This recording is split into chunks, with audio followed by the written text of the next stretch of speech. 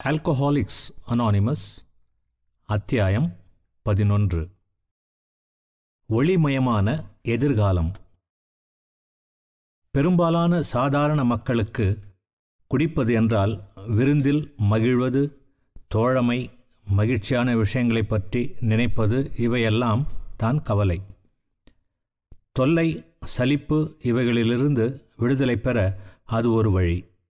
நெருங்கிய நண்பர்களோடு அளவளாவுவதில் வாழ்க்கை எவ்வளவு மகிழ்ச்சியானது என்று உணர்த்தல் என்றெல்லாம் அர்த்தம். நாங்கள் அதிகம் குடித்த அந்த கடைசி நாட்களில் எங்களுக்கு அது அப்படி இருக்கவில்லை. குடிப்பதில் உள்ள இன்பமெல்லாம் போய்விட்டது. இவை எங்களின் கடந்த கால நினைவுகளை எங்களால் அந்த பழைய வாழ்க்கையை மீண்டும் பிடிக்க முடியவில்லை. வாழ்க்கையை முன்பு ரசித்தது போல ரசிக்க வேண்டுமென்று ஏங்கினோம். ஏதோ ஒரு அற்புதம் நிகழ்ந்து எங்களால் குடியை கட்டுப்படுத்த முடிந்து முன்பு போல வாழ மாட்டோமா என்ற தவியாய் தவித்தோம். மீண்டும் மீண்டும் முயன்றோம். மீண்டும் மீண்டும் தோல்வியுற்றோம். மக்கள் எவ்வளவு தூரம் எங்களை சகித்து கொள்ள முடியவில்லையோ அவ்வளவு தூரம் நாங்களும் சமூகத்திலிருந்து ஒதுங்கினோம், வாழ்க்கையிலிருந்தே ஒதுங்கினோம். மது என்னும் அரசனின் குடிமக்களாகிய நாங்கள் அந்த அர்த்தமில்லாத பைத்தியக்கார ராஜ்யத்தில் நடுங்கிக் கொண்டிருக்கும் மக்களாக ஆனதும், தனிமை என்னும் நடுங்க வைக்கும் புகை மூட்டம் எங்களை சூழ்ந்து கொண்டது. நாளுக்கு நாள் அந்த புகை அதிக அடர்த்தியானது, அதிக கருப்பானது. எங்களில் சிலர், அங்காவது நம்மை புரிந்து கொள்ளும் தோழர்கள் கிடைக்க மாட்டார்களா, நம் செயல்களுக்கு ஆதரவு கிடைக்காதா என்று இழிவான இடங்களை தேடிச் சென்றோம். கனப்பொழுது அவை கிடைத்தன. அதன் பிறகு நினைவின்மை, அச்சமூட்டும் விழிப்புணர்வு ஏற்பட்டவுடன் நாங்கள் எதிர்கொண்டவை அச்சம், திகைப்பு, சலிப்பு, நம்பிக்கை இழத்தல் ஆகிய 4 ஆகும். மகிழ்ச்சியாக குடிக்க முடியாதவர்களுக்கு இது புரியும். அவ்வப்போது அதிகம் குடிக்கும் ஒருவன் சில நாட்களில் குடிக்காமல் இருக்கும்போது, எனக்கு இப்போது குடிக்க வேண்டும் என்கிற ஆசை இல்லை, எனக்கு இப்போது நன்றாக இருக்கிறது, முன்பை விட நன்றாக வேலை செய்கிறேன், மகிழ்ச்சியோடு இருக்கிறேன் என்று சொல்வான். அவனுடைய இந்த பேச்சை கண்டு குணமடைந்து கொண்டு வரும் குடி நோயாளிகளாகிய நாங்கள் மெல்ல சிரித்து கொள்வோம். இருட்டிலே போக பயப்படும் சிறுவன் பயத்தை போக்கிக் கொள்ள சீட்டி அடித்து கொண்டே போவான் அல்லவா? அப்படித்தான் நமது இந்த நண்பனும் என்பது எங்களுக்கு தெரியும். அவன் தன்னைத்தானே ஏமாற்றிக் கொள்கிறான். 6 கோப்பை மதுவை குடித்துவிட்டு அதனால் பாதிக்கப்படாமல் இருக்க முடியுமானால் அதற்காக அவன் எதையும் கொடுக்க தயாராக இருக்கிறான். அதுதான் அவனுடைய உண்மையான நிலை. வெகு விரைவில் அவன் அவனுடைய பழைய விளையாட்டை தொடங்கிவிடுவான். போதையில்லாமல் இருப்பது அவனுக்கு பிடிக்கவில்லை. குடியில்லாத ஒரு வாழ்க்கையை அவனால் கற்பனை செய்து பார்க்க முடியவில்லை. ஒரு நாள் குடியில்லா வாழ்க்கையையோ குடியுடன் கூடிய வாழ்க்கையையோ அவனால் கற்பனை செய்ய முடியாது போய்விடும். அப்போதுதான் தனிமை துன்பம் என்றால் என்ன என்பதை அவன் உண்மையாக அறிவான். முடிவில் தொடக்க கட்டத்தில் அவன் இருப்பான். அவன் தன் முடிவை விரும்புவான். குடிக்கு அடிமையாக இருக்கும் நிலையிலிருந்து நாங்கள் எப்படி வெளிவந்தோம் என்று காட்டியிருக்கிறோம்.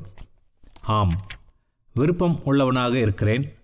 ஆனால் அந்த வாழ்க்கை வாழ்ந்தால் நான் முட்டாளாக, சலிப்புண்டாக்குகிறவனாக, கலகலப்பாக இல்லாமல் அல்லவா இருப்பேன்?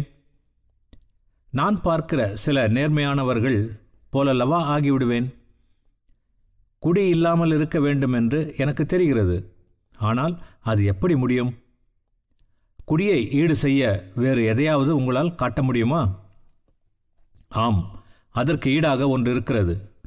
ஈடு மட்டுமல்ல, அதைவிட மிகவும் பெரியது. அது ஆல்கஹாலிக்ஸ் அனானிமஸில் ஒரு அங்கத்தினராக இருப்பது. அங்கு நீங்கள் கவலையிலிருந்தும் சலிப்பிலிருந்தும் தொல்லையிலிருந்தும் விடுதலை பெறுவீர்கள். உங்கள் கற்பனை இறக்கை கட்டி பறக்கும். வாழ்க்கைக்கு ஒரு அர்த்தம் உண்டாகும். உங்கள் வாழ்க்கை மிக அதிகமாக திருப்தியை தரும். ஆண்டுகள் உங்கள் முன்னால் உள்ளன. எங்களுக்கு ஆல்கஹாலிக்ஸ் அனானிமஸ் அப்படித்தான் இருக்கிறது. உங்களுக்கும் அப்படியே இருப்பதை பார்ப்பீர்கள். இந்த மாற்றம் எப்படி வரும்? அப்படி வாழும் மனிதர்களை நான் எங்கே காணலாம் என்று கேட்பீர்கள். இந்த புதிய நண்பர்களை உங்களுடைய சொந்த சமூகத்திலேயே சந்திக்கப் போகிறீர்கள். உங்கள் அருகிலேயே மூழ்கி செத்து கொண்டிருக்கும் கப்பலில் உள்ள மக்களைப் போல் குடிநோயாளிகள் மடிந்து கொண்டிருக்கிறார்கள். நீங்கள் ஒரு பெரிய ஊரில் வாழ்பவராக இருந்தால் அங்கு நூற்றுக்கணக்கான குடிநோயாளிகள் இருக்கிறார்கள். அவர்களில் உயர்ந்தோர், தாழ்ந்தோர், பணக்காரர், ஏழை என பலதரப்பட்ட எதிர்கால ஆல்கஹாலிக்ஸ் அனானிமஸ் அங்கத்தினர்கள் உள்ளனர். அவர்களிடையே வாழ்நாள் முழுவதும் நமக்கு நண்பர்களாக இருக்கக்கூடியவர்கள் கிடைப்பார்கள். அவர்களுடன் ஒரு புனிதமான உறவால் பின்னி பிணைக்கப்படுவீர்கள். ஏனென்றால் நீங்கள் சேர்ந்தே அழிவிலிருந்து தப்புவீர்கள். தோளோடு தோள் சேர்ந்தே ஒரு பாதையில் பிரயாணம் செய்வீர்கள். அப்பொழுது பிறரை அழிவிலிருந்து காத்து அவர்கள் தங்களை புதிதாக அமைத்து கொள்ள உங்களை அர்ப்பணித்து கொள்ளுதல் என்றால் என்ன என்பதை அறிவீர்கள். நம்மை நாம் நேசிப்பது போல் பிறரையும் நேசிக்க வேண்டும் என்ற வாசகத்தின் முழு பொருள் உங்களுக்கு விளங்கும். இந்த மனிதர்கள் மீண்டும் சந்தோஷமுடையவர்களாகவும் மதிப்பிற்குரியவர்களாகவும் பயனுள்ளவர்களாகவும் ஆகப்போகிறார்கள் என்பது நம்ப முடியாததாக தோன்றலாம். அவர்கள் எப்படி இந்த கடும் துயரிலிருந்தும் கெட்ட பெயரிலிருந்தும் நம்பிக்கையற்ற நிலையிலிருந்தும் மீளப்போகிறார்கள்? அதற்கு நடைமுறை விடை இவையெல்லாம் எங்களிடையே ஏற்பட்டிருப்பதால் உங்கள் விஷயத்திலும் ஏற்பட முடியும் என்பதே. மற்ற எவைகளையும் விட எங்கள் வழிமுறைகளை நீங்கள் அதிகமாக விரும்பினால், எங்களுடைய அனுபவத்தை பயன்படுத்தி கொள்ள தயாராக இருந்தால் அவை உங்களுக்கு கிடைக்கும். அதிசயங்கள் நிகழும் காலம் இன்னும் நம்மிடை உள்ளது. நாங்கள் மீண்டதே அதற்கு சான்றாகும். இந்த சிறிய புத்தகம் குடிவெறி ஆகிய உலக கடல் அலை மீது விடப்படும் போது தோல்வியடைந்த குடிநோயாளிகள் இதை பிடித்து கொள்வார்கள். அதன் யோசனைகளை பின்பற்றுவார்கள். பலர் எழுந்திருந்து முன்னோக்கி நடைபோடுவார்கள் என்பது நிச்சயம். அவர்கள் மற்ற நோயாளிகளை அணுகுவார்கள். ஒவ்வொரு நகரிலும் ஒவ்வொரு கிராமத்திலும் ஆல்கஹாலிக்ஸ் அனானிமஸ் இயக்கங்கள் தோன்றும். வழி தெரியாமல் தவிப்போருக்கு அவை புகலிடங்களாக விளங்கும். பிறருடன் சேர்ந்து வேலை செய்தல் என்னும் அத்தியாயத்தில் எங்கள் அணுகுமுறை புரியும். இழந்த ஆரோக்கியத்தை மீண்டும் பெற மற்றவர்களுக்கு நாங்கள் எப்படி உதவுகிறோம் என்பது பற்றியும் தெரிந்து கொண்டிருக்கிறீர்கள். இப்பொழுது உங்கள் மூலம் பல குடும்பங்கள் இந்த புதிய வாழ்க்கை முறையை ஏற்றுக்கொண்டிருக்கிறார்கள் என்று வைத்துக்கொள்வோம். அந்த கட்டத்திலிருந்து மேலே செல்வது எப்படி என்பதை பற்றி கூடுதலாக தெரிந்து கொள்ள நீங்கள் விரும்பலாம். உங்கள் எதிர்காலத்தை பற்றி உங்களுக்கு ஒரு கண நேர தோற்றம் காட்ட வேண்டுமென்றால் அதற்கு சிறந்த வழி எங்களிடையே இயக்கம் வளர்ந்த வரலாற்றை விளக்குவதுதான் என்று நினைக்கிறோம். இதோ சுருக்கமாக அந்த வரலாறு. பல ஆண்டுகளுக்கு முன் 1935 எங்களில் ஒருவர் ஒரு மேற்கு நகருக்கு பிரயாணம் போனார். வியாபார நோக்கில் அந்த பயணம் பெருந்தோல்வி. அந்த முயற்சி வெற்றியடைந்திருந்தால் பொருளாதார சம்பந்தப்பட்டவரை அவர் நன்றாக கால் ஊன்றி கொண்டிருப்பார். அவ்வாறு ஊன்றிக்கொள்வது அந்த நேரத்தில் அவருக்கு மிக முக்கியமானதாக இருந்தது. ஆனால் அந்த முயற்சி நீதிமன்ற வழக்கில் போய் முடிந்து முழுவதுமாக முழுகி போயிற்று. அந்த வழக்கினால் மனக்கசப்புகளும் வாத பிரதிவாதங்களும் நிறைய உண்டாயிற்று. அவர் ஒரே அடியாய் மனமுடைந்து போனார். தெரியாத இடம், கெட்ட பெயர், பணமில்லாத நிலைமை. அவர் உடல் இன்னும் பலவீனமாக இருந்தது. சில மாதங்களாகத்தான் குடியை நிறுத்தியிருந்தார். தாம் மிகவும் இடர்பாடான நிலையில் இருப்பதை கண்டார். யாரிடமாவது பேச வேண்டும் போல் இருந்தது. ஆனால் யாருடன் பேசுவது? துயரம் நிறைந்தவராய் ஒரு நாள் பிற்பகல் உணவு மற்றும் தங்கும் விடுதியில் கட்டணத் தொகையை கட்டுவதற்கு வகையின்றி விடுதியின் அறையில் முன்னும் பின்னும் நடந்து கொண்டிருந்தார். அறையின் ஒரு கோடியில் நகரிலுள்ள கோவில்களை பற்றிய தகவல் புத்தகம் இருந்தது. அறையின் மறுகோடியில் ஒரு கதவு தெரிந்தது. அதன் வழியாக விடுதியின் மது அருந்தும் அறைக்கு போகலாம். அங்கே மகிழ்ச்சி பொங்கிய கூட்டம் ஒன்று இருந்தது. அங்கே போனால் தோழமை கிடைக்கும், அவருடைய துயரத்திற்கு விடுதலை கிடைக்கும். ஆனால் சிறிதாவது குடி அருந்தினாலன்றி ஒருவரிடமும் பழக முடியாது. அந்த வார இறுதி நாட்களை தனிமையில் கழிக்க வேண்டியதிருக்கும். அவரால் குடிப்பது என்பது முடியாது. ஆனால் ஒரு குளிர்பான புட்டியை வைத்துக்கொண்டு ஒரு மேஜை முன்னால் உட்கார்ந்திருந்தால் என்ன? அதில் பயப்படுவதற்கு என்ன இருக்கிறது? அவர் 6 மாத காலமாக குடியை நிறுத்திவிடவில்லையா? ஒருவேளை 3 கோப்பைகளை சமாளிக்கலாமோ? அதற்கு மேல் கூடாது. அவரை பயம் பிடித்து கொண்டது. அவர் ஒரு இக்கட்டான நிலையில் இருந்தார். மீண்டும் வஞ்சகமான அந்த பைத்தியம், அந்த முதல் கோப்பை நடுங்கும் உடலோடு அவர் திரும்பி நடந்து கோவில் தகவல் புத்தகத்தை நோக்கி மது அருந்தும் அறையிலிருந்து போனார். இசையும் உற்சாக பேச்சுகளும் மது அருந்தும் அறையில் இருந்து இன்னும் அவர் காதில் விழுந்து கொண்டிருந்தது. அவருடைய பொறுப்புகள் என்ன ஆவது? அவருடைய குடும்பம், அந்த மனிதர்கள், ஆம், அந்த குடிநோயாளி ஆகிய அவர்களுக்கு குணமடையும் வழி தெரியாதே. அவர்கள் இறந்து போவார்களே. இந்த நகரத்தில் அப்படிப்பட்டவர்கள் பல பேர் இருப்பார்களே. ஒரு பாதிரியாருடன் தொலைபேசி மூலம் தொடர்பு கொள்ள வேண்டும். அவருடைய புத்தி தெளிந்து விட்டது. அவர் இறைவனுக்கு நன்றி கூறினார். தகவல் புத்தகத்திலிருந்து ஏதோ ஒரு கோயிலை தேர்ந்தெடுத்து தொலைபேசியை கையில் எடுத்தார். பாதிரியார் அவருக்கு நகரத்தில் ஒரு பிரமுகரின் விலாசத்தை கொடுத்தார். நமது நண்பர் அங்கு போனார். அவர் முன்பு நல்ல திறமைசாலியாகவும் மதிப்பிற்குரியவராகவும் இருந்தவர். இப்போது குடிநோயின் அடி பாதாளத்தை நம்பிக்கை இழந்த நிலையில் நெருங்கிக் கொண்டிருந்தார். அது வழக்கமான சூழ்நிலைதான். குடும்பம் ஆபத்தான சூழ்நிலையில் இருந்தது. மனைவிக்கு உடல் நலம் சரியில்லை.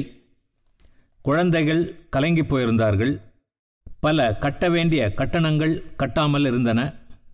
மரியாதை போய்விட்டது. அவர் குடியை நிறுத்திவிட வேண்டுமென்று தவித்தார். ஆனால் அவருக்கு ஒரு வழியும் தோன்றவில்லை. தப்பிக்க எத்தனையோ வழிகளை முயன்று பார்த்துவிட்டார்.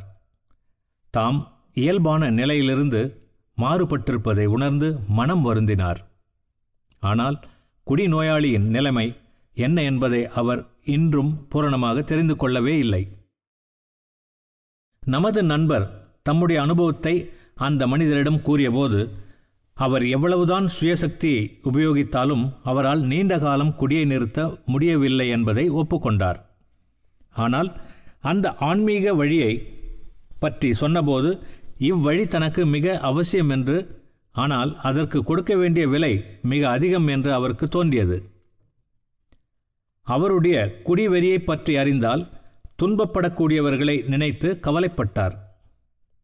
எல்லா குடிநோயாளிகளையும் போல் தனது குடிப்பழக்கம் பிறருக்கு தெரியாதென்று நம்பிக்கொண்டிருந்தார்.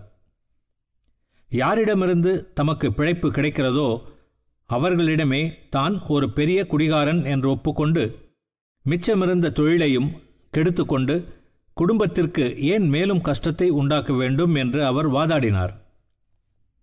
அவர் குடியிலிருந்து மீள்வதற்கு தான் ஒரு குடிநோயாளி என்று தனக்கு பிழைப்பு கொடுப்பவர்களிடம் ஒப்புக்கொள்ளாமல் வேறு எதை வேண்டுமானாலும் செய்வதாக கூறினார். ஆனாலும் நமது நண்பரின் பேச்சு அவருடைய ஆவலை கிளப்பிற்று. அவரை தம் வீட்டிற்கு அழைத்தார். சில நாட்களுக்கு பிறகு குடி விஷயம் தமது கட்டுப்பாட்டிற்குள் வந்து கொண்டிருக்கிறது என்று அவர் நினைத்து கொண்டிருக்கும்போது அவர் திடீரென்று குடி வெறியாட்டத்தில் இறங்கினார். அவர் விஷயத்தில் இந்த வெறியாட்டம் அவருடைய வெறியாட்டங்களுக்கு முற்றுப்புள்ளி வைத்த வெறியாட்டமாக அமைந்தது. குடியை நிறுத்தக்கூடிய சக்தியை தமக்கு இறைவன் அருள் வேண்டுமானால் அவர் தம்முடைய உண்மை நிலையை மறைக்க பார்க்காமல் நேரே எதிர்கொள்ள வேண்டும் என்பதை அவர் கண்டார். ஒரு நாள் காலையில் அவர் துணிவை வரவழைத்து கொண்டு அவர் எவர்களிடம் நிலைமையை சொல்ல பயந்து கொண்டிருந்தாரோ அவர்களிடம் போய் இதுவரை இருந்த தனது நிலையை பற்றி சொல்லத் தொடங்கினார். அவர்கள் அவர் சொன்னதை சரியான முறையில் எடுத்துக்கொண்டபோது அவர் ஆச்சரியப்பட்டார். பலருக்கு அவர் குடிக்கும் விஷயம் முன்பே தெரியும் என்பதையும் அறிந்தார். காரில் ஏறிக்கொண்டு அவர் யார் யாரையெல்லாம் புண்படுத்தியிருந்தாரோ அவர்களையெல்லாம் போய் பார்த்தார். அவர் நடுங்கிக் கொண்டே தான் போனார். ஏனென்றால் அப்படி செய்வதனால் அவருடைய தொழில் முற்றிலும் நாசமடைந்து விடக்கூடிய அபாயம் இருந்தது. குறிப்பாக அவருடைய தொழில் அப்படிப்பட்டது. நள்ளிரவில் வீடு வந்து சேர்ந்தார். அவர் மிகவும் களைத்து போயிருந்தாலும் சந்தோஷமாக இருந்தார். அதற்கு பிறகு அவர் ஒரு தடவை கூட குடிக்கவில்லை. அவர் இப்போது அவருடைய சமூகத்தில் மிக முக்கியத்துவம் வாய்ந்தவராக ஆகிவிட்டார் என்பதை பின்னால் பார்ப்போம். 30 வருட குடியினால் ஏற்பட்ட கடன்களை எல்லாம் 4 வருடங்களில் அடைத்து விட்டார்.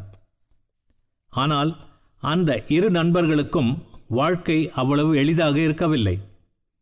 எத்தனையோ கஷ்டங்கள். தாங்கள் ஆன்மீக தொண்டில் சுறுசுறுப்பாக இயங்க வேண்டும் என்பதை இருவரும் கண்டனர். ஒரு நாள் அவர்கள் உள்ளூர் மருத்துவமனை தாதியை தொலைபேசி மூலம் தொடர்பு கொண்டு தங்களுடைய தேவையை அவருக்கு விளக்கி குணமாக வேண்டிய குடிநோயாளி அந்த மருத்துவமனையில் இருக்கிறானா என்று கேட்டார்கள். தாதி சொன்னார், ஆம், எங்களிடம் அப்படிப்பட்ட ஆசாமி ஒருவர் இருக்கிறார். இப்பொழுதுதான் அந்த நபர் 2 தாதியர்களை தாக்கிவிட்டார்.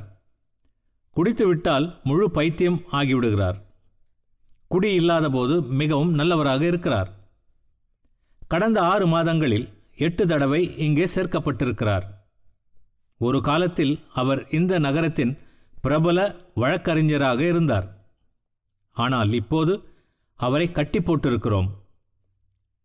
இது திரு பில்லும் மருத்துவர் பாபும் ஆல்கஹாலிக்ஸ் அனானிமஸின் 3வது நபரை முதல் தடவையாக சந்தித்ததை கூறுகிறது.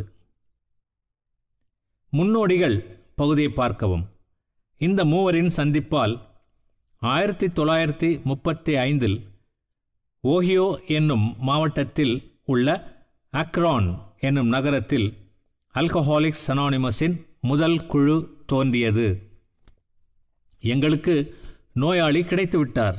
ஆனால் அந்த தாதி சொன்னதை பார்த்தால் எங்களால் அவரை குணப்படுத்த முடியும் போல தோன்றவில்லை. இந்த நபர்களின் விஷயத்தில் ஆன்மீக முறையை எப்படி பயன்படுத்துவது என்பது இப்போது தெரிந்திருப்பதைப் போல் அந்த நாளில் தெரிந்திருக்கவில்லை. ஆனால் எங்களின் நண்பர்களில் ஒருவர், அவரை ஒரு தனி அறையில் வையுங்கள், நாங்கள் இதோ வருகிறோம் என்று சொன்னார்.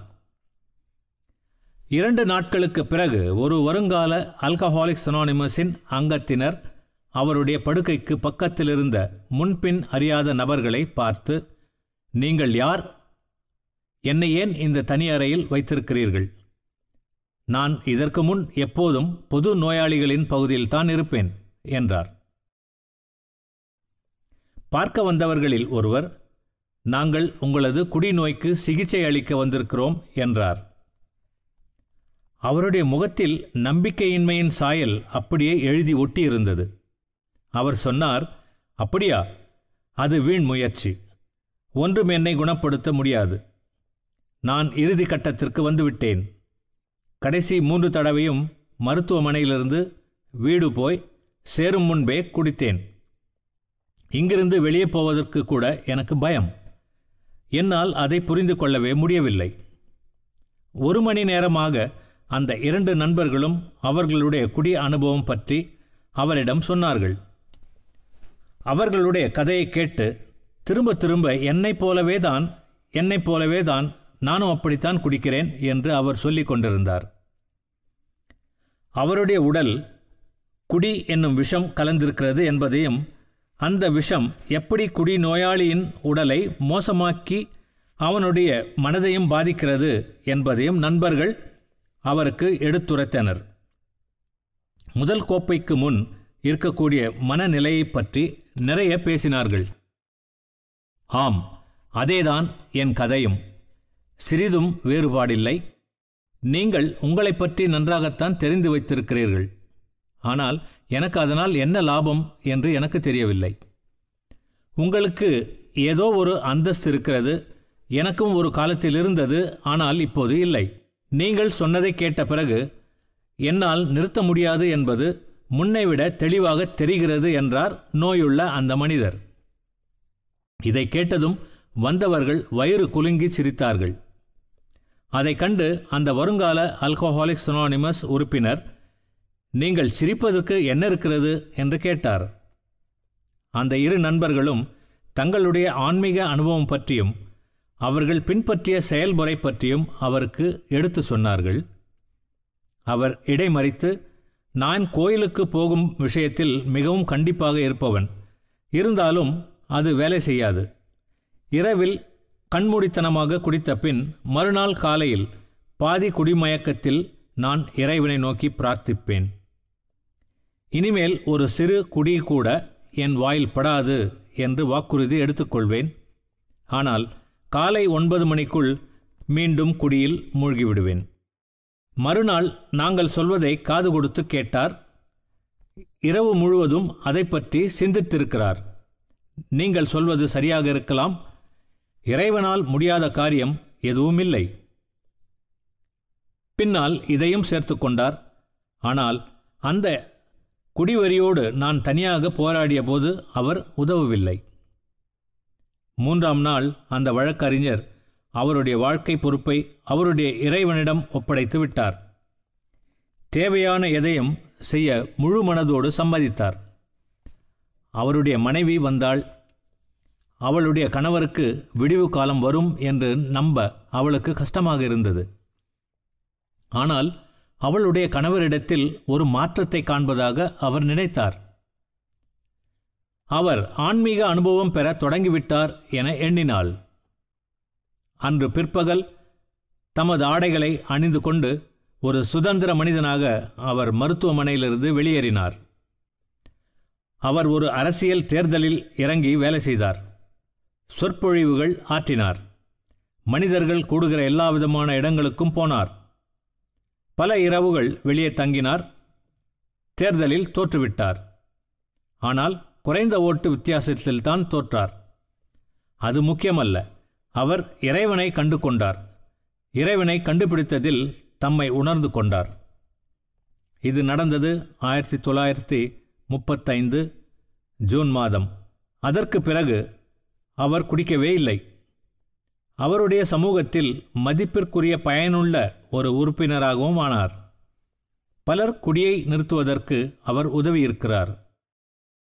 கோயிலுக்கு பல காலம் போகாமல் இருந்தார். இப்போது அவர் மத சபையில் முக்கியமான ஒருவராக திகழ்கிறார்.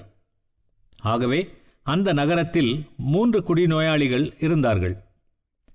அவர்கள் தாங்கள் கண்டுபிடித்ததை மற்றவர்களுக்கு சொல்ல வேண்டும் அல்லது தாங்களும் குடியில் மூழ்க வேண்டியதுதான் என்பதை உணர்ந்தார்கள் என்பதை பார்க்கிறீர்கள். இப்பொழுது அந்த 3வரும் 4வது ஆளை தேடினார்கள். பல தோல்விக்கு பிறகு கண்டுபிடித்தார்கள். அவன் இந்த நல்ல செய்தியை கேட்ட எங்களுக்கு தெரிந்த ஒருவர் மூலமாக வந்தான். அவன் எதையுமே பொருட்படுத்தாத ஒரு இளைஞன். அவன் குடியை நிறுத்த விரும்புகிறானா இல்லையா என்பதை அவனுடைய பெற்றோர்களால் கண்டுபிடிக்க முடியவில்லை. அவர்கள் மிகுந்த மதப்பற்றுள்ளவர்கள். கோயில் என்கிற பேச்சே வேண்டாம் என்று அவர்கள் மகன் சொல்வதைக் கண்டு அவர்கள் பெரும் அதிர்ச்சி அடைந்தார்கள். குடி வெறியாட்டங்களினால் அவன் மிகவும் துன்பப்பட்டான். ஆனால் அவனுக்கு எந்த விதத்திலும் உதவ முடியாதது போல் தோன்றியது. எப்படியோ அவன் மருத்துவமனைக்கு போக சம்மதித்தான். மருத்துவமனையில் நமது வழக்கறிஞர் சமீபத்தில் காலி செய்த அதே அறையில் தங்கினான். அவனை பார்க்க 3 பேர் வந்தார்கள். கொஞ்ச நேரம் சென்றதும் அவன் பேசினான். ஆன்மீக விஷயம் பற்றி சொல்வது அறிவுக்கு பொருத்தமாகவே இருக்கிறது. நான் முயற்சி செய்ய சம்மதம். அந்த வயதான பெற்றோர்கள் சொன்னது ஆகக்கூடி சரியென்றே தோன்றுகிறது. இவ்வாறு ஆல்கஹாலிக்ஸ் அனானிமஸில் இன்னொரு உறுப்பினர் சேர்ந்துவிட்டார். இவையெல்லாம் நடந்து கொண்டிருக்கும் வரை நமது விடுதி அரை சம்பவ நண்பர் முதல் நபர் அந்த நகரத்திலேதான் இருந்தார். அவர் அங்கே 3 மாதம் இருந்தார். இப்போது அவர் வழக்கறிஞரையும் எதையும் பொருட்படுத்தாத அந்த இளைஞரையும் விட்டுவிட்டு தான் சொந்த ஊருக்கு திரும்பினார். இந்த மனிதர்கள் வாழ்க்கையில் புத்தம் புதிதான ஒன்றை கண்டுபிடித்தார்கள். குடியை விட விரும்பும் குடி நோயாளிகளுக்கு உதவ வேண்டும் என்பது அவர்களுக்கு தெரியும். இருந்தாலும் அந்த நோக்கம் கூட 2ஆம் பட்சமாக ஆகிவிட்டது. பிறருக்கு தங்களை தியாகம் செய்வதில் கிடைக்கும் மகிழ்ச்சி அதைவிடவும் மேலானதாக இருந்தது. அவர்கள் தங்கள் வீட்டையும் தங்களுடைய சொந்த வருமானத்தையும் தங்களைப் போல் குடியினால் கஷ்டப்படுகிறவர்களுடன் பகிர்ந்து கொண்டார்கள். தங்கள் ஓய்வு நேரங்களை அவர்களுக்காக செலவிட்டார்கள். இரவு பகல் என்று பாராமல் ஒரு புதிய நபரை மருத்துவமனையில் சேர்க்கவும் பிறகு அவரை போய் பார்க்கவும் முன்வந்தார்கள். அவர்களுடைய எண்ணிக்கை கூடிற்று. சிலர் விஷயத்தில் அவர்கள் தோல்வி கண்டார்கள். அது அவர்களுக்கு வருத்தத்தை கொடுத்தது. என்றாலும் அந்த மாதிரி நபர்கள் சிலர் விஷயத்தில் அந்த மனிதனுடைய குடும்பத்தை ஆன்மீக வாழ்க்கை முறைக்கு கொண்டு வரவும் அதன் மூலம் அவர்களுடைய கவலையையும் துன்பத்தையும் குறைக்கவும் முயன்றார்கள். 1 வருடம் 6 மாதத்திற்கு பின் இந்த மூவரும் இன்னும் 7 நபர்களை மீட்பதில் வெற்றி பெற்றார்கள். அவர்கள் ஒருவரையொருவர் சந்திக்கிறார்கள். அநேகமாக ஒவ்வொரு நாளும் யாராவது ஒருவர் வீட்டில் ஆண்களும் பெண்களும் அடங்கிய ஒரு சிறு கூட்டம் கூடும். அவர்கள் தங்கள் விடுதலையை எண்ணி மகிழ்ச்சியோடு இருந்தனர். அதோடு தாங்கள் கண்டுபிடித்த அந்த நல்வாழ்க்கை பாதையை புதிதாக வரும் ஒருவருக்கு எடுத்துச் சொல்வது எப்படி என்று எப்பொழுதும் சிந்தித்து கொண்டிருந்தனர். இந்த வட்டங்கள் எல்லாம் முன்னறிவிப்பு இல்லாமல் சேரும் கூட்டங்கள். இவற்றை தவிர வாரத்திற்கு ஒரு நாள் ஒரு இரவு கூட்டத்திற்கு ஏற்பாடு செய்தனர். ஆன்மீக வாழ்க்கையில் ஈடுபாடுடைய யாரும் அந்த கூட்டத்தில் கலந்து கொள்ளலாம். தோழமை, சமூகத்தோடு ஒத்து வாழுதல், இவை தவிர அந்த கூட்டத்தில் முக்கிய நோக்கம் புதிய மனிதர்கள் தங்களுடைய பிரச்சனைகளை கொண்டு வருவதற்கு ஒரு இடமும் நேரமும் வகை செய்து கொடுப்பதுதான். வெளியாட்களும் அதில் அக்கறை கொண்டார்கள்.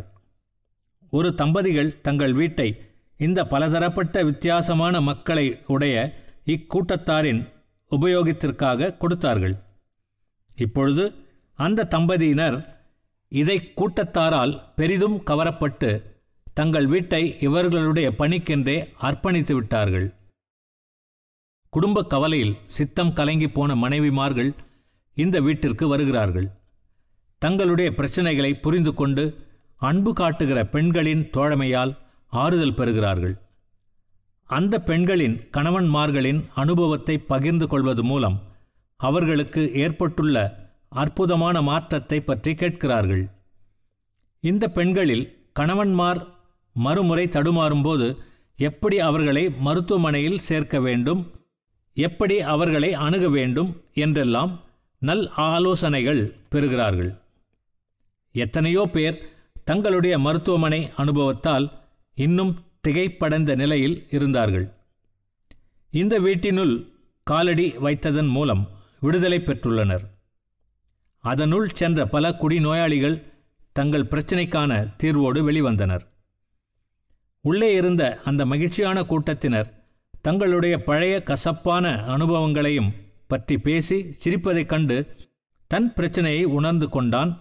வந்து பார்த்த மனிதர்களால் கவரப்பட்டு பின்னர் இந்த வீட்டிற்கு வந்து இந்த வீட்டின் மேல் அறை ஒன்றில் ஒருவர் தம்முடைய கதையை சொல்ல, அக்கதை தன்னுடைய கதையை பெரிதும் ஒத்திருப்பதை கண்டபோது அப்படியே சரணாகதி அடைந்து விட்டான்.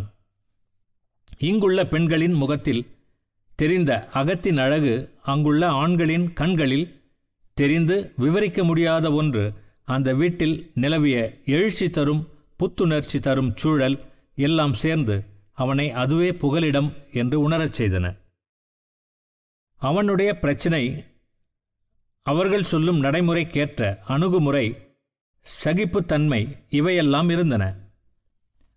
அவர்களிடையேயுள்ள சகஜ பாவம், உண்மையான ஜனநாயகம், பிறரை புரிந்து கொள்கிற அவர்களுடைய மாய சக்தி, இவற்றையெல்லாம் அவனால் எதிர்த்து நிற்க முடிவதில்லை. தனக்கு தெரிந்த ஒரு குடிநோயாளிக்கும் அவன் குடும்பத்திற்கும் இப்பொழுது தங்களால் உதவ முடியும் என்னும் எண்ணத்தில் அவனும் அவன் மனைவியும் எழுச்சி பெற்ற உள்ளத்தோடு அந்த வீட்டிலிருந்து போனார்கள். அவர்களுக்கு இப்பொழுது எத்தனையோ புதிய நண்பர்கள் கிடைத்திருக்கிறார்கள். இந்த புதிய மனிதர்கள் இத்தம்பதியினருக்கு ஏற்கனவே நன்கு தெரிந்தவர்கள் என்பது போன்ற ஒரு உணர்ச்சி இருந்தது. அவர்கள் அற்புதங்களை கண்டிருக்கிறார்கள்.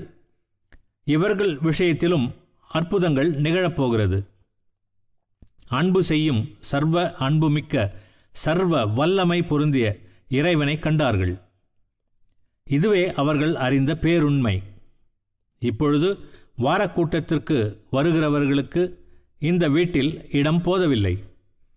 எல்லா இடங்களிலிருந்தும் பொதுவாக 60 முதல் 80 பேர் வருகிறார்கள். எல்லா இடங்களிலிருந்தும் தூர இடங்களிலிருந்தும் பல குடிநோயாளிகள் வருகிறார்கள்.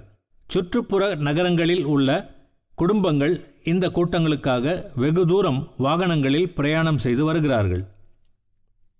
30 மைலுக்கு அப்பால் உள்ள ஒரு சமூகத்தில் ஆல்கஹாலிக்ஸ் அனானிமஸ் உறுப்பினர்கள் 15 பேர் இருக்கிறார்கள். அது பெரிய இடமாக இருப்பதால் அந்த நகரத்து அங்கத்தினர்கள் பல 100 பேர் இருப்பார்கள். இது 1939 எழுதியது. ஆல்கஹாலிக்ஸ் அனானிமஸ் உறுப்பினர்களின் வாழ்க்கை கூட்டங்களில் கலந்து கொள்ளுதல், மருத்துவமனைக்கு போதல் இவற்றோடு நின்றுவிடவில்லை. பழைய சிக்கல்களை தீர்த்து வைத்தல், குடும்பத்தில் ஏற்பட்டுள்ள மனஸ்தாபங்களை போக்குதல், உரிமை இழந்துவிட்ட மகன் நிலைமையை கோபமாயிருக்கும் பெற்றோருக்கு விளக்குதல், நியாயமாகப்பட்டால் ஒருவருக்கொருவர் பணம் கடன் கொடுத்து உதவுதல், வேலை தேடி தருதல் இவையெல்லாம் அன்றாட நிகழ்ச்சிகள். அவன் குடியை நிறுத்திவிட மனதார விரும்பினால் மிகவும் கீழே போய்விட்டான், மிகவும் மதிப்பு கெட்டு போய்விட்டான் என்று ஒருவரையும் ஒதுக்கி விடுவதில்லை. சமூக ஏற்றத்தாழ்வுகள், சிறிய சச்சரவுகள், பொறாமைகள் இவை இங்கு சிரிப்புக்கு இடமானவை. இவர்கள் எல்லோரும் மூழ்கிப்போன ஒரே கப்பலிலிருந்து தப்பியவர்கள். ஓர் உயர்ந்த சக்தியின் அருளால் தாங்கள் இழந்துவிட்டதை மீண்டும் பெற்று ஒன்றுபட்டிருப்பவர்கள். அவர்கள் மனமும் உள்ளமும் பிறர் நன்மைக்காகவே துடித்து கொண்டிருக்கிறது. அதனால் சில மனிதர்களுக்கு பெரிய விஷயங்களாக தோன்றும் இவர்களுக்கு இப்பொழுது அப்படி தோன்றவில்லை. எப்படி முடியும்? சிறு வேறுபாடுகளுடன் இதே கதை பல கிழக்கு பிரதேச நகரங்களில் நடந்து வருகின்றன. இந்த நகரங்கள் ஒன்றின் குடிநோயாளிகள், போதைப் பொருட்கள் பயன்படுத்துகிறவர்கள். இவர்களுடைய சிகிச்சைக்காக ஒரு பெயர் பெற்ற மருத்துவமனை இருக்கிறது. 6 வருடங்களுக்கு முன் எங்களில் ஒருவர் அங்கு நோயாளியாக இருந்தார். எங்களில் பலர் முதல் முறையாக இந்த மருத்துவமனை கட்டிடத்திற்குள் இறைவன் இருப்பதையும் அவரின் சக்தியையும் உணர்ந்தோம். இந்த நோயாளிக்கு சிகிச்சை செய்ய மருத்துவர் தம்முடைய வேலைக்கு பாதிப்பு ஏற்படலாம் என்ற சூழ்நிலையிலும் நாங்கள் செய்து வந்த வேலையில் நம்பிக்கை வைத்தார். நாங்கள் அவருக்கு மிகவும் கடன்பட்டுள்ளோம். அவ்வப்பொழுது அவருடைய நோயாளிகளில் ஒருவரை சந்திக்கும்படி எங்களிடம் சொல்லுவார். எங்களின் வேலையின் தன்மையை புரிந்து கொண்டிருப்பதால் யார் ஆன்மீக அடிப்படையில் குணமடைய மனதாயிருக்கிறார்களோ அவர்களையே தேர்ந்தெடுப்பார். இங்கு சிகிச்சை பெற்ற முன்னாள் குடிநோயாளிகளாகிய எங்களில் பலர் இந்த மருத்துவமனையில் உள்ள குடிநோயாளிகளுக்கு உதவி செய்ய போவோம். அதோடு இந்த கிழக்கு பகுதி நகரத்திலும் முன்பே சொன்னது போன்ற கூட்டங்கள் நடத்துகிறோம். இப்போது இங்கு அதிக கணக்கில் உறுப்பினர்கள் இருக்கிறார்கள். எங்களுடைய மேற்கு பகுதி நண்பர்களிடையே உள்ளது போலவே இங்கும் உறுதியான நட்புகள், ஒருவருக்கொருவர் உதவுதல் இவற்றை காணலாம். கிழக்கு பிரதேசத்திற்கும் மேற்கு பிரதேசத்திற்கும் இடையே கணிசமாக அளவு போக்குவரத்து உள்ளது. பயனுள்ள இந்த பரிமாற்றம் பெருமளவு அதிகரிக்கும் என்று எதிர்பார்க்கிறோம். ஒரு நாள் பிரயாணம் செய்யும் குடிநோயாளி ஒவ்வொருவனும் தான் போகுமிடத்தில் ஒரு ஆல்கஹாலிக்ஸ் அனானிமஸ் குழுவை பார்ப்பான் என்று எதிர்பார்க்கிறோம். ஓரளவிற்கு இது ஏற்கனவே உண்மையாகியுள்ளது. எங்களில் சிலர் அதிகமாக பிரயாணம் செய்யும் விற்பனையாளர்கள் ஆவர். 2 பெரிய மையங்களுடன் தொடர்பு மூலம் பல சமூகங்களிடையே 2, 3, 5 என்று உறுப்பினர்களை கொண்ட சிறு குழுக்கள் தோன்றியுள்ளன. இது 1939 எழுதியது. 1995 சுமார் 96,000 குழுக்கள் இருக்கின்றன. 141 நாடுகளில் ஆல்கஹாலிக்ஸ் அனானிமஸ் செயல்படுகிறது. 21 லட்சத்துக்கும் அதிகமான உறுப்பினர் இருப்பார்கள் என்று தெரிகிறது. எங்களைப் போல் பிரயாணம் செய்கிறவர்கள் முடிந்த போதெல்லாம் அவர்களை போய் பார்க்கிறோம். அப்படி செய்வதால் அவர்களுக்கு உதவவும் முடிகிறது. பயணிகளுக்கு ஏற்படக்கூடிய சில வகை கவர்ச்சிகளையும் தவிர்க்க முடிகிறது. இதை பற்றி எந்த ஒரு பிரயாணம் செய்பவனாலும் கூற முடியும். இவ்வாறு நாங்கள் வளர்ந்து வருகிறோம். இதே போலவே இந்த புத்தகத்தை படிக்கிற நீங்கள் ஒரு தனி ஆளாக இருந்த போதிலும் நீங்களும் இந்த வேலையை தொடங்கலாம். வேலையை தொடங்குவதற்கு உங்களுக்கு தேவைப்படும் எல்லாம் இந்த புத்தகத்தில் உள்ளனவென்று நம்புகிறோம். நீங்கள் என்ன நினைக்கிறீர்கள் என்று எங்களுக்கு தெரிகிறது. நான் தனிமையில் வாழும் பதட்டப்படக்கூடியவன், என்னால் அதை செய்ய முடியாது என்று நீங்கள் நினைக்கிறீர்கள். உங்களால் முடியும். இப்பொழுதுதான் உங்களை விட வல்லமை பொருந்திய சக்தியை பெற தொடங்கியுள்ளீர்கள் என்பதை மறந்துவிட்டீர்கள். அந்த சக்தியின் ஆதரவுடன் நாங்கள் சாதித்துள்ளதை அப்படியே நீங்கள் செய்வதற்கு செய்ய வேண்டும் என்று விருப்பம், பொறுமை, உழைப்பு இவைதான் தேவை. ஒரு பெரிய சமூகத்தில் வாழ்ந்து வந்த ஒரு ஆல்கஹாலிக்ஸ் அனானிமஸ் உறுப்பினரை எனக்கு தெரியும்.